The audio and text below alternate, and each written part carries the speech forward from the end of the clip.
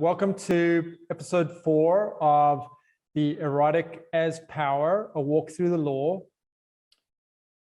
And in this session, we're going to do a little bit more on women's power and power in general and the dynamics of how that works. And we're going to take a look at the template that's currently being witnessed a lot, where it's actually an entrance of power in a particular form that is wanting to be evolved into something else. And in the process of not doing that, it's in a very frothy, tumultuous time with a lot of what I would call negative consequences for the law and the administration of justice. Okay, so there's 2 topics that we addressed in previous talks that we're going to return to. One of them is women and power and the ways that women are entering into a new form of power. And you'll recall we looked at some of the statistics around this from The Richest Sex, of how women have now a majority of positions of managerial power, how women are by far the majority of college students and even college graduates. And I spoke a little bit about the ideas of John Hegel. And John Hegel has this notion of the Great Shift. And the Great Shift is a time where you make a kind of a leap from one kind of operating system to a new kind of operating system. And it comes with a lot of tumult, but it also comes with a great deal of opportunity. And you know, on the one hand, it's very scary because it looks like a fracturing of everything we know. On the other hand, it creates opportunities for the things that we've never known before to suddenly become possible. And, you know, I think artificial intelligence is a very good example of this great shift happening before our eyes, where things that required, you know, years of hoarding information and hoarding skill and hoarding knowledge, or suddenly the doors are just knocked wide open, and anybody anywhere can suddenly take huge stocks of information, and if they know how to get them flowing into the system, they can suddenly have the thing that's valuable. And he talks about stocks of knowledge and flows of knowledge. And in the old days, that was how it worked. You grabbed onto a resource, you controlled it, and you sold it piece by piece. And that has happened through, you know, sort of the resource period of natural resources to the energy period of you know, electricity and things like that, to the technology period, where these technology companies became these huge silos of information that they could sell. So we're moving from stocks of knowledge to flows of knowledge. And inside this flow, it's actually a feminine field and a feminine environment. And it is kind of geared more towards women, biological women, and those who identify as women, and I would argue towards Black culture, which operates in this kind of fluid way. And so when you get this kind of shift happening and the emergence of this kind of power, it's a very difficult transition to make from being the one who's disenfranchised and disempowered to the one who actually has the power, even if the, you know, kaleidoscope is still turning and the new picture hasn't fallen into place. And so what looked like the disenfranchised party is suddenly the party that has the power. They suddenly are, in fact, the dominant culture. And, you know, we've seen this in music where, you know, hip hop was this kind of outsider thing and has become the dominant cultural force in music. And you know, it went from being, you know, Tipper Gore in Congress sort of yelling about these rappers and how they're corrupting the minds of the kids, to, you know, Jay-Z curating things at, you know, museums and just being as you know, sort of culturally relevant and dominant as you could be. So why is this shift so hard to make?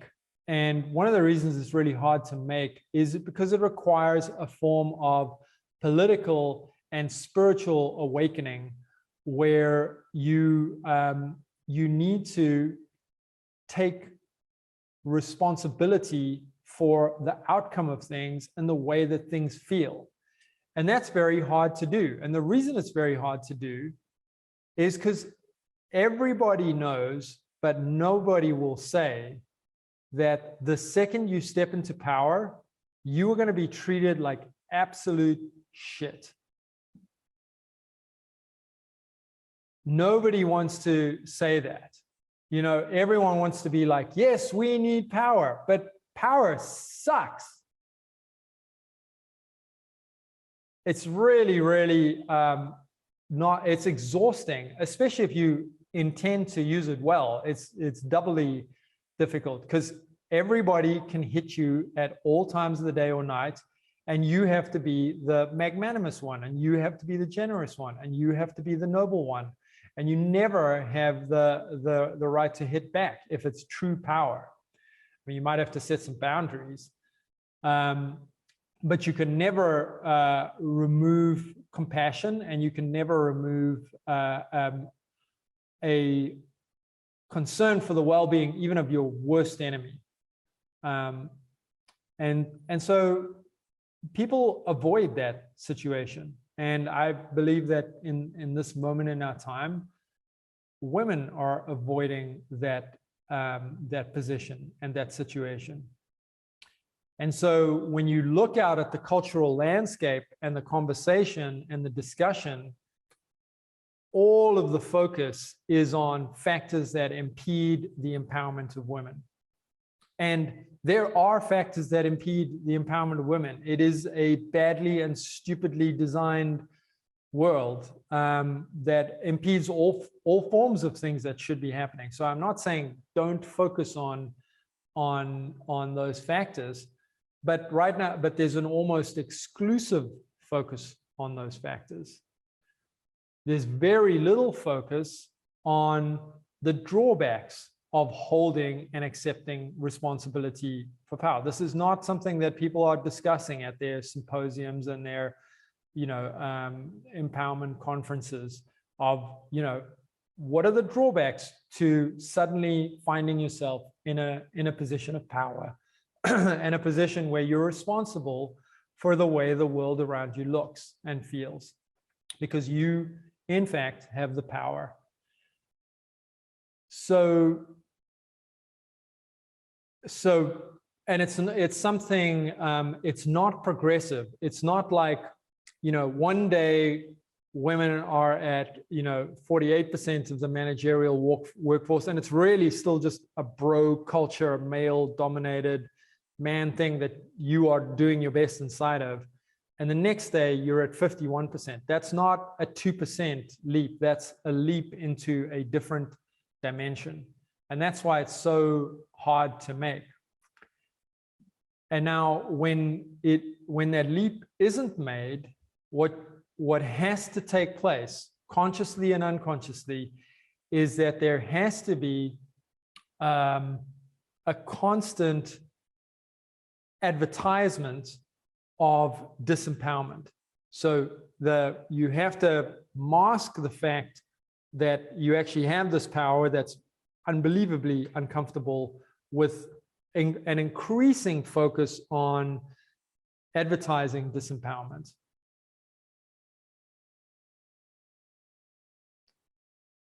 And, you know, we're in a difficult situation right now where we have to decide. I mean, I think women have to decide. I say we, but I really think this is for women to do. And, you know, like, I think I'm basically mainly spectating a conversation between women and between themselves. But,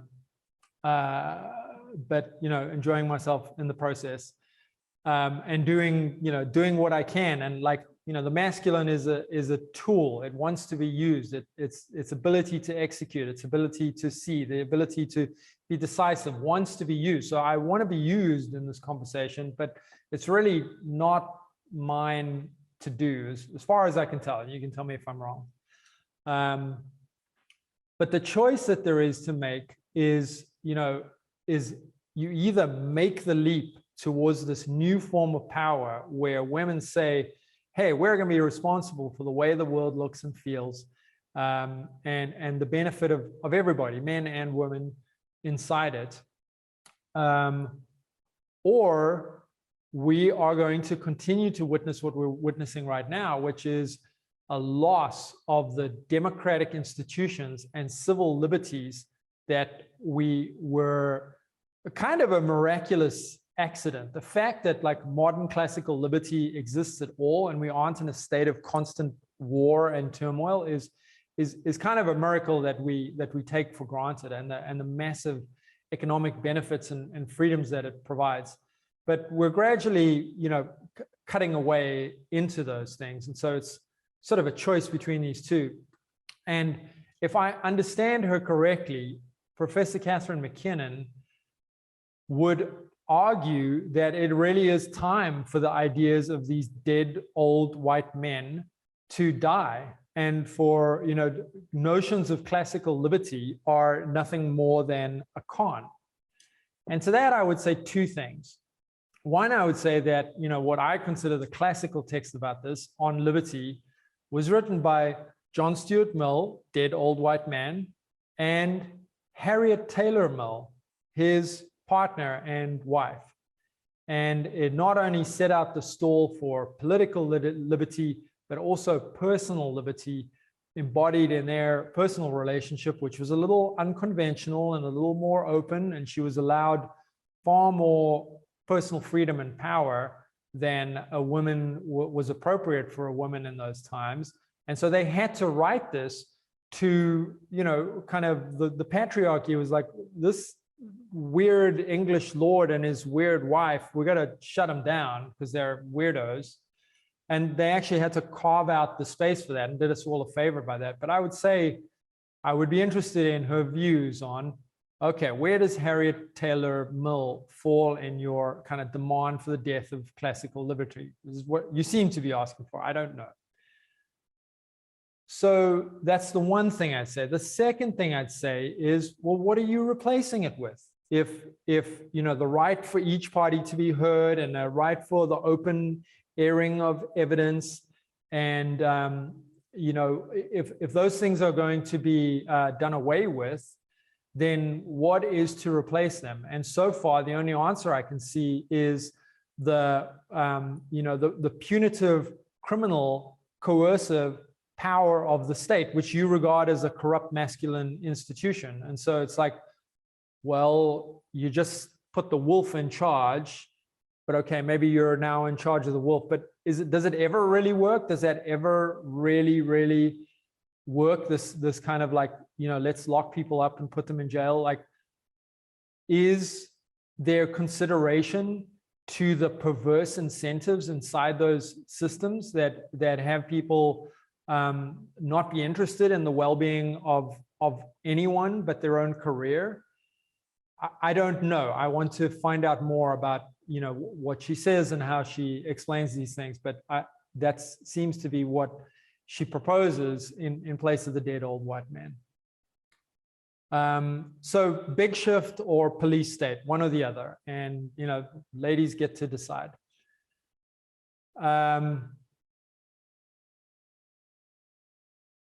So yeah, and in the process of this, in the process of, you know, of taking hold of the flows of knowledge, taking hold of the current of society, you have to let go of something. You have to let go of the right to be a child and the right to be taken care of.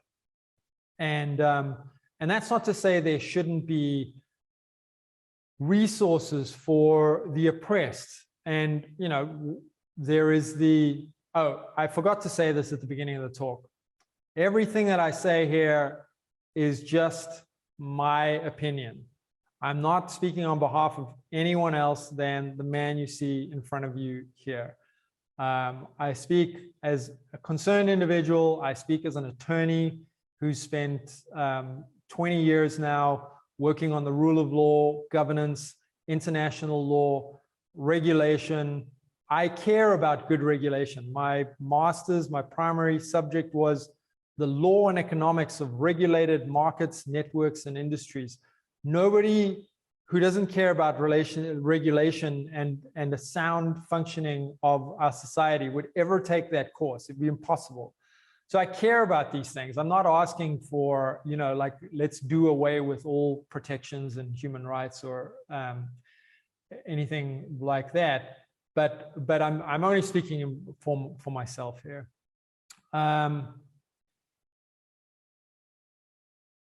So, you know, and I would say unconditional freedom is a great example of that, where it's a project where the best resources from the best universities, the best academies, the best spiritual, you know, from the fields of therapy, from people who've been through prison themselves, writers, artists, creatives. Unconditional freedom wants to bring the best of all of those things to the people that need it the most, who've been incarcerated, who haven't had an experience of dignity. So it's not to say like, well, let's not have resources, you know, dedicated to people who have suffered from oppression. That's not what I'm saying at all. And I fully expect somebody will at some point attempt to paint it in that way. But it isn't what I'm saying. You know, what I am saying is, let's not let the notion of oppression be a stalking horse for an ideology that is either not well thought out or is something other than what it's pretending to be. So, you know, and you can see this in operation since 2017, when MeToo really took off, particularly around all of the allegations that came out, you know, dozens of them against Harvey Weinstein, and then from there onto a myriad of other people, men and women, that just spread through our society and culture. And what's interesting is that, you know, sexual assault is a terrible thing. And, you know, sometimes the voiceless aren't going to get a voice no matter what. And that's a problem, and that's an issue. But it is interesting to me that the allegations that got the most coverage of all were those made by articulate, independent, ambitious, savvy women. These are the women that are poised to take global leadership roles. And what's also interesting to me is that they weren't the kind of women that had, you know, sort of, I don't know how to say this well, but there were women that often professionally embodied their sexuality, that kind of have an essence of sort of feminine power. And so to me, those are the exact, and it's not to say, you know, like, I don't know how to say this well without getting into trouble, but it is interesting to me that is who made, where the most attention on them as victims were, I think, the women with the most potential for power and leadership. You know, I think Amber Heard is an example. You know, an extraordinarily powerful, beautiful, courageous women, and that power expressing in a form that's contorted and twisted. And I don't know all the facts, but I did read, both the UK case and the US case, and so I followed it reasonably closely. Okay, so we're going to go into like, what's the pattern that unfolds in this kind of situation? What is the dynamics that play out here? And obviously every case is different. The worst thing you can do is try and shoehorn into one size fits all solutions, but I believe that models and patterns are helpful analytically, as long as you follow the semantic ladder and track them all the way down and make sure that at the most granular, specific, detailed, factual level of who said what to whom on what day and about what matches with the grand idea that you're trying to convey, which in this case would be women are powerful, and there's a new form of power waiting to express itself. But this is the pattern that I have observed. So you get a person of rising power who's not yet willing to hold equal responsibility for that power.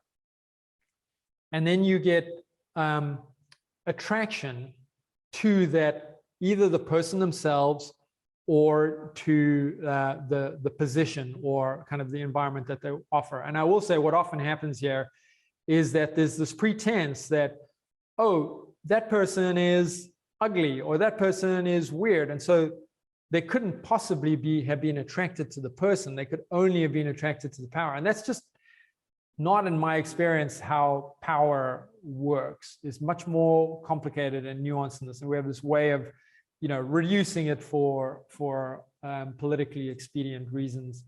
And so we're not confronted by the, inappropriateness of what we desire either.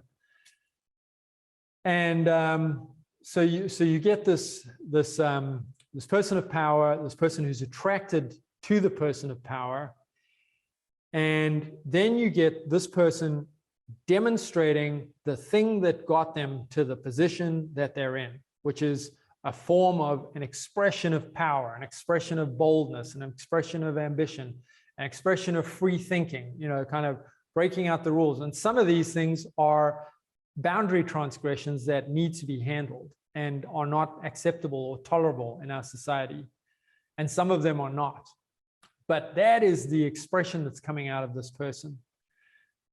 And then the person of rising power, who is still in the kind of child, wants to maintain the child-infant role, but has actually, surpassed this person in power and actually has the power. I'm speaking globally. I'm not saying in every single hotel room late at night that this is always the case, but this is the general tendency we're seeing in our culture. So then the person who's attracted goes, aha, you did this thing that you shouldn't have done. You said something politically incorrect. Okay. Then you either get this one person or a group of these people, you collect them together and you go and find a savior figure. And saviors are great to work with if you're a person of rising power, because you can play off the competition and jealousy between the person in the powerful role and the savior figure. And you, as a person of rising power, can give the savior a promotion at the expense of the person who you have decided is on their way down the ladder, consciously or unconsciously. So then the saviors all gather and describe the environment created by the person of power, perpetrator, as unsafe. This gets now described as an unsafe, unhealthy environment, and therefore something that needs to either, that person needs to be removed from it and someone else installed, or just done away with entirely, while someone else's little thingy flourishes around it. These are things that they don't talk about in the cases, as far as I can tell. So now what you get to do in this culture where the position of kind of being formally oppressed is exalted, is you actually get to point to the signifiers of power as evidence of wrongdoing. So the fact of this person's wealth, the fact of this that this person has a lot of followers or whatever it is, or other markers of success, are pointed to as evidence of wrongdoing. And this is where it's a relevant factor, but what we're not doing very well at all in this time is parsing out, what is power just as a neutral force, and what is abuse of power. And so all forms of power get treated with this suspicion and seen as evidence of wrongdoing.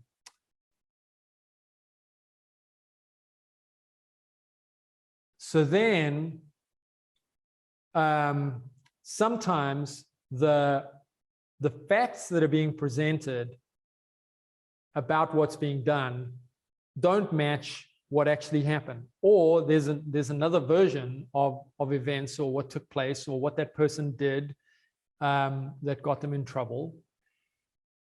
And now if you are when the people in the sort of attacking role say, hey, I don't want to face retribution from this person, and I don't want my privacy violated from this powerful person who has already shown they will abuse their power because I accused them of it. And so I should not need to account for what I've done, and I shouldn't have to account. Now, there are massive power dynamics where sometimes those preferences, those kind of disparities, the law needs to make allowance for it. But I will, in our next 4-part series, take you through some cases where I think we've gone way, way past the pale on anything that's needed to kind of level the playing fields between parties that are differently resourced. Okay, so now you shield yourself from having to actually track through what I said versus what actually happened, by preventing the other side from kind of coming at you. And so they get held at bay, and your version of events can proceed largely unchallenged. Then all these saviors gather around, and anybody who stands up for the person of power gets immediately painted as part of the problem. And so you either neutralize those people, or you convert them to your side and say, basically, if you don't, kind of join us to take this person down, you are the next person going down. And so you then absorb all the power from anyone who might stand up for this person by threatening to isolate them and neuter them as well. So, and this has been over the past, for all time, and definitely over the past 6 years or so, tremendously effective, a tremendously effective strategy. There's people that have lost their careers based on, even if there were, genuine and real infractions, that the idea that this person's entire career, their ability to do the thing that they are brilliant at, should be entirely denied of them. It's been tremendously effective, this strategy. And the reason it's so effective is because it actually mirrors what happens in the case of genuine oppression. It mirrors what happens in the case where this person is not a person of rising power, where this person and where there isn't necessarily attraction, although we will get into mutuality and interdependence. But in genuine cases of oppression, you have to do the same thing. The oppressor does something, it existentially affects the oppressed person. The oppressed person has to point to the misconduct. They have to gather people around them to assist them, whether that's the state or the media or someone else, because they don't have the power to prevent themselves from being further damaged by this person. So it's very seductive because it so closely mirrors how you fight actual oppression. And it's been, the template is set for it in the civil rights movement, in the anti-apartheid struggle, and all these kinds of movements where there was a genuine need for that kind of uprising and coordination. You get to use the same tool, but now from a position of new and poorly understood power. Okay, so we're going to wrap up fairly soon, but I'm going to leave you with a couple of thoughts. So one is that, every time these attacks happen and they're successful, the bar lowers, the threshold lowers for the next attack that would be successful. And so to me, the prime example is Sheila Kelly and S Factor, because it just gets to the point of being utterly laughable that, this woman who's really fighting for sexual empowerment and expression of sensuality, creating a business that invites those who want to experience that can be lumped in with this sort of like casting couch archetype of the director who invites the actress in, and then because she wants a role, takes advantage of her vulnerable position and his position of power. That is not Sheila Kelly. I think there are problems with the way this one's being handled, but once Sheila Kelly is over here, we have a serious problem on our hands, people, and would like more people to to be discussing it. So then the next thing that happens is that you have to kind of invent these new terms that get accepted into the culture as being of sufficient gravity to warrant the sort of attack. Bear in mind, you're attracted to this person, or at least their position of power. And so, but and the form of attraction expresses in, I will now kill you. You have to invent new terms. And so there's all these new terms. And I think they have some validity in some circumstances, but the way they're used is not healthy. Like microaggression, where you didn't say anything, but you looked at me in a certain way that wasn't cool. I think those are important, like bodily language and the way people act, and the cold shoulder at the country club. I mean, that stuff's important. It makes a huge difference.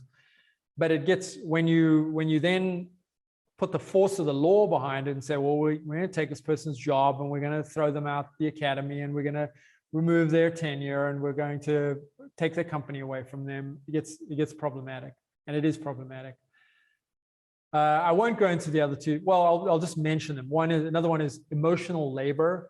The idea that, I'm so sick of your patronizing patriarchal bullshit that even getting out of bed in the morning and brushing my teeth is an act of tremendous labor that I barely made it out of the door. I personally feel like I've been suffering under some emotional labor from the other end of this, but it's a slightly dicey concept that justifies a lower bar for attack. And we will get into this one, the notion of psychological coercion. It's a big topic. It's a big fancy topic of like, oh yeah, that person showed up at my door at the same time every day from the other side of town, but they were psychologically coerced to do it over a period of years by this person's tremendous sway over them and verbal abuse and manipulation of their circumstances of their life. And I think it's very dangerous the way that psychological coercion has become whatever whoever is applying the standard wants it to mean. And then another thing that happens is that because you don't want analysis of the actual facts and what happened, because they don't match at the top, at the bottom, it doesn't match what's being said at the top, you replace an analysis of the facts with the opinion of experts paid to provide these opinions. And I love experts. I love expert opinions. Spent 20 years hiring experts and working on their reports. I think it's a phenomenal process for getting to the truth. But when you're doing it at the expense of, we don't need to look at the facts because Professor so-and-so said that this is what happened. And we can trust that this person knows how these things work. We have a bit of a problem.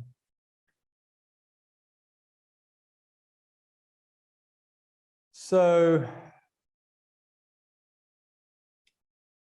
I'm just going to return briefly to sex trafficking, possibly a risky move, but and looking at the way this has sort of been unfolding in the law. And back to the case of Bruce Weber, the fashion photographer, and it was alleged in the civil courts that he inappropriately touched 5 male models through their clothing, touched their genitals as part of preparing them for sessions. And in the civil proceedings, it was found that, assuming that the model's version of events was true, then from a civil perspective, Bruce Weber had engaged in sex trafficking. And sex trafficking, in the government's own words, is a form of modern slavery. So he had enslaved these poor male models. And then when you drill down, and I don't know all the facts of it. Again, I've read the cases, I've read what I could, and I do know that what you find online, and even in the case, is not necessarily what happened on both sides. But I do know that Mr. Weber is a kind of a chubby, overweight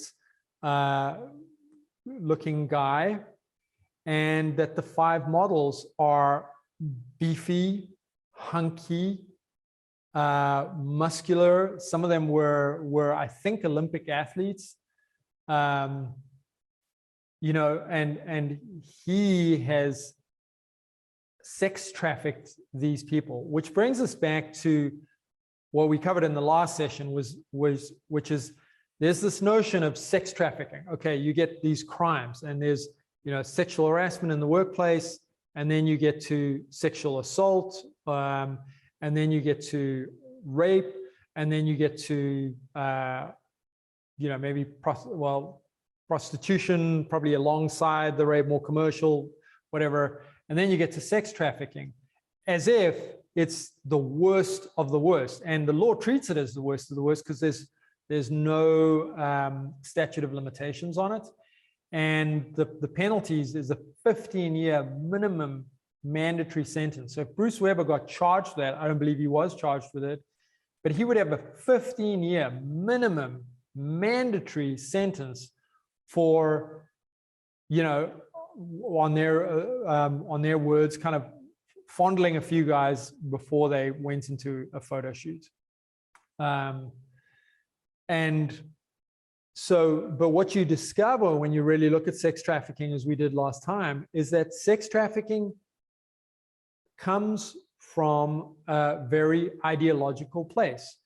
And it has objective elements like force or fraud or coercion, and in connection with a commercial sex act. So in theory, those things are objective. But when you look at how this law came about, you see that it's informed by the philosophy that based on the idea that intercourse between a man and a woman can never be consensual, even if the woman insists that it is, because she doesn't know her own mind. But these very smart academics do. That is the foundation for this crime of sex trafficking, which is really just ideology with criminal sanctions. Not in all cases, but in terms of the debate and the discussion that led to it, and some of the major proponents of it, that is where it starts. And I think it does no justice to actual sex trafficking, as Julie Dahlstrom at Boston University has pointed out. So, and here you see the sort of interaction between the law at play and how these things get applied in the law, and then the sort of cultural phenomenon. And so you've got Bruce Weber, who's now a putative sex trafficker, based on things that he could not even have been found guilty for fondling or sexual assault, because there were many years after the events, years and years past any kind of statute of limitations for this. And so those models were probably advised by a lawyer, like, hey, you're too late for these kind of lesser crimes, but hey, you can go after the big crime of sex trafficking. And so stuff that possibly wouldn't have been provable as those kind of lesser crimes can be elevated in this way, because it's informed by this ideology, which I think all comes back to a form of feminine power that needs to make a shift from being punitive to being creative. And I will leave us there. And the next series, I think we're going to call it Sex and the Law, an Erotic Perspective. It's going to be another 4-part series. It'll be at the same time as this one is. And I'm going to open the floor to questions, and thanks very much for joining me. If you have a question, feel free to raise your virtual hand and I'll call on you. We'll go with Lisa.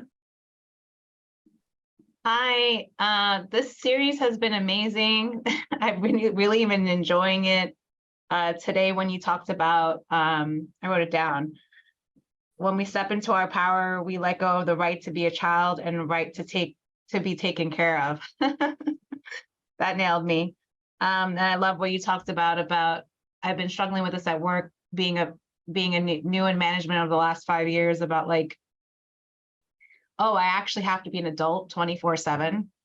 And I've been kind of resentful about that. But if I shift the perspective and I see that, like, oh, it's actually being in my power to be an adult 24/7, it gives me a different perspective. But my question was, I wrote this down. I was curious if my mind is making sense of this. So I've always had this thought where, like, I come from Christianity, and they're very fear-based. And I was thinking, like, do you think it's an unconscious fear that rules the world, where they want to take down the what we call, like, the path of enlightenment in the way that we take down the taboo? Like, we're putting a light on the taboo.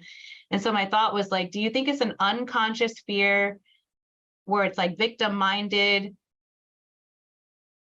And they're afraid that, like, if you step into this power, you don't know how to use it, you can cause harm. And so I've always thought, like, do you think religion, or the way that I perceive religion, was based in this idea of, like, oh, we want to protect women from being in their power, because if they don't know how to use their power, it can cause harm?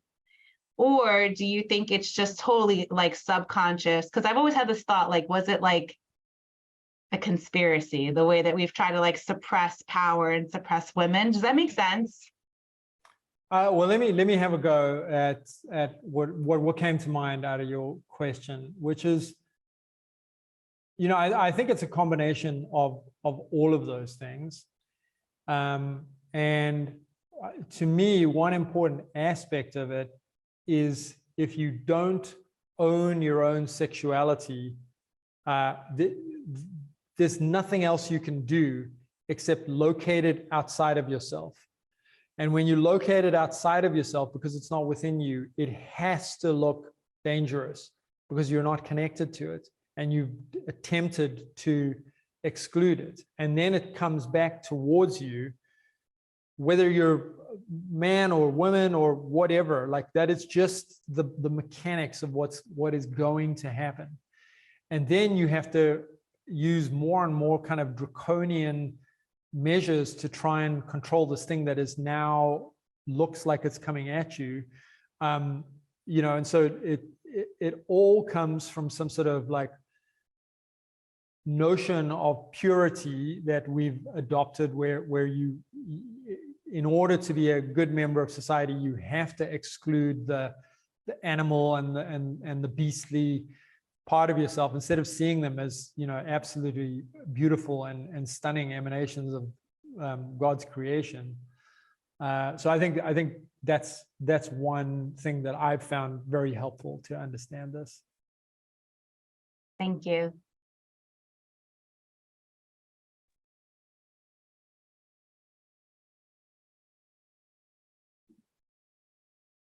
Next, we'll go with Rachel. Thanks.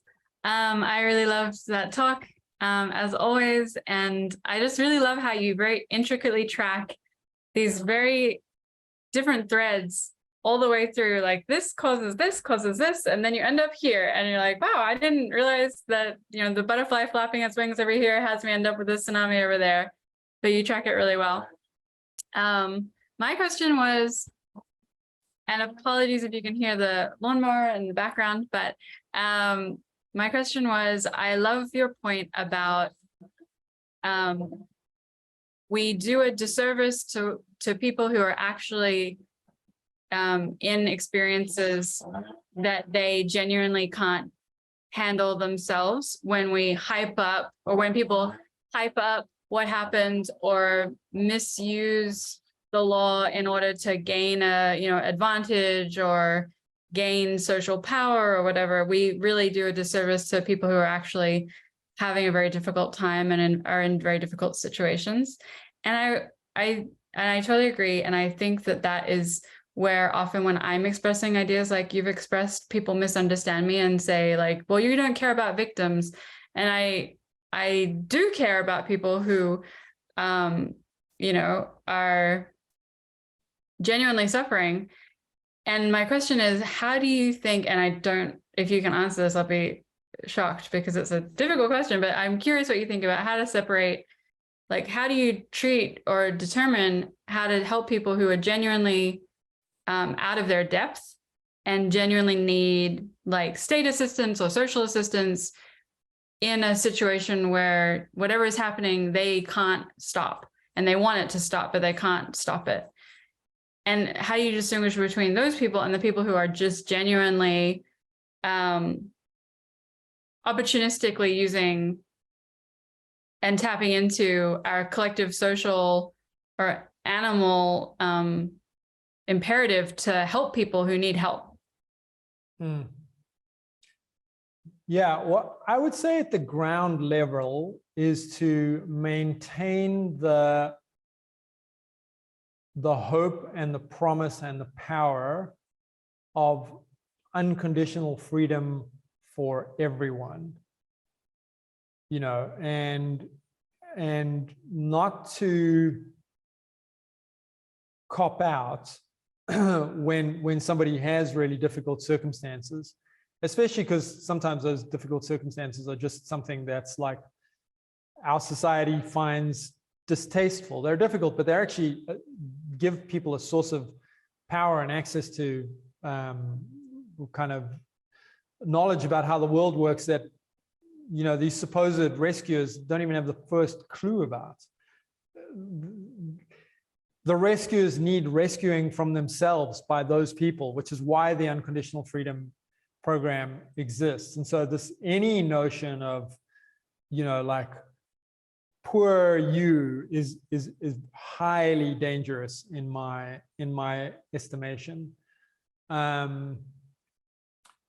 Yeah, and then I'm trying to think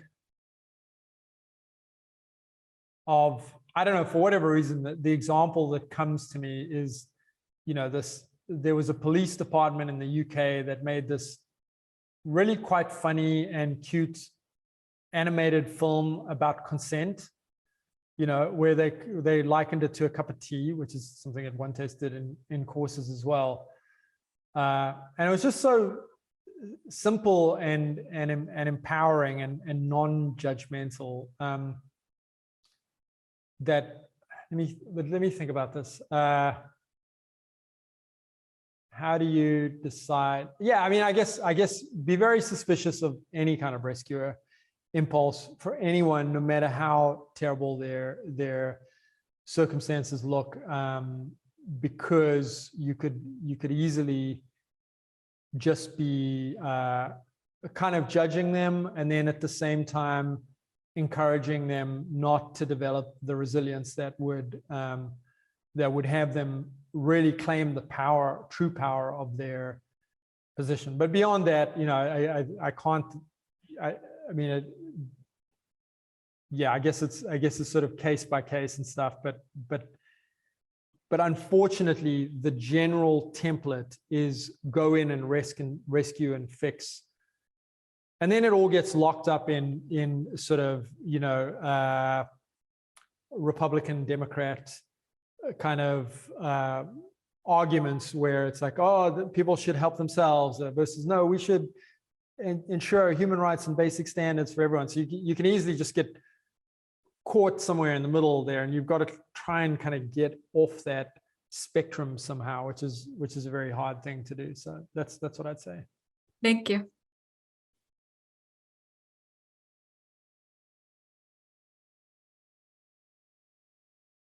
Anyone got a burner? Oh, we got Joe.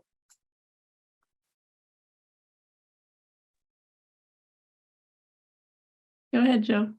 Yeah, get my mute off. Okay, great. Hey, Kevin, such a great talk again. I mean, so many different topics you hit on were just so dense and like thought-provoking. I feel like I could sit down with you and have 10 different conversations, probably like a half hour long on each one. But I'll bring up this one. And there was a part where you're talking about going from the like 48% majority to 51%, that shift into power. It's like the final bit of shift happens, but it's a dramatic transformation. And when you talked about that, I was like, oh yeah, I could see how someone just below the bar is just waiting. Can I just have enough power to stop what's going on? Can I have enough power to just defend myself against what's coming at me, right? And then they step into the point where they actually have the power. And you would think the intuitive thing would be like, yes, finally I have enough power to squash and like to push down this thing that was all this time suppressing me. But what you call for is a moment of saying, oh, now that this shift has happened, I don't become that person who gets to do that. I become this person who gets to be compassionate and caring and like thoughtful and promote even more growth. I love that part. And I was like, do you want to talk a bit more? Maybe put you on the spot, but I'm sure you've probably thought about it. Like instances maybe where that someone's been done that well, like someone who's taken that in consideration and said, no, let's not spend this power on defeating this thing that's not even an enemy anymore. Yeah, my man Mandela, for one, he did it. He rocked that one. He really rocked that one. Because he knew he had the real thing. He just had the like grace and the nobility. Like, come on, these like Afrikaans, they got no rhythm, they got no groove. Like, I can't, like, you know, like I got the real deal and they don't. And he just had that, you know, because he was like a prince from you know, he just had that. And I think a lot of people have had that. But yeah, I also like don't want to underestimate there's a great sutra about this, which is something about like, which is part of the erotic justice sutras, which is the pain is so immense when you've been disenfranchised and you've been in that position. It's so consuming and overwhelming that it just threatens to swallow you whole. And there has to be a cause, and it must be someone's fault that I feel this unbelievable, overwhelming amount of pain. And, you know, as two cis white dudes, we probably don't know what that feels like. And so never to underestimate that pain or get flippant about it. And then, you know, there's this Fiona Apple song I've been listening to, which is, the lyrics are, evil is a relay sport when the one who's burned turns to pass the torch. And it's kind of like that. It's like, oh yeah, we dress it up in compassion or whatever it is, but I'm just like waiting for my turn to get on top and then destroy you. And, you know, it's just, you know, that's just how it goes. But I think our man Mandela did a great job, and so did MLK, of inhabiting that and embodying that. Real good. Thanks, man. All right. I think we're going to wrap it there. Come on next week and we'll, yeah, I love how receptive everyone is to dive into, you know, cases on sex trafficking, and it's like you can't even get law students to do it, but you guys are here every week. So really appreciate that.